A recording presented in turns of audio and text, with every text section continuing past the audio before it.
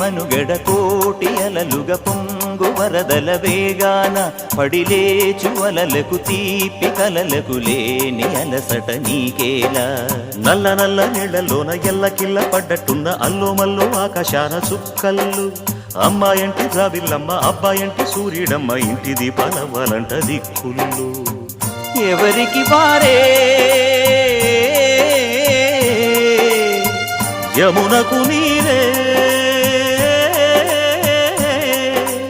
రేవు నీరు నావదంట నావతోడు రేవుదంట పంచుకుంటే గోరువంక వాలగానే గోపురానికి స్వరాల గణగణ గంటలే మోగనేలా గోపబాలుడొచ్చినాక గోకులానికి పెదాల కిలకిల పువ్వులే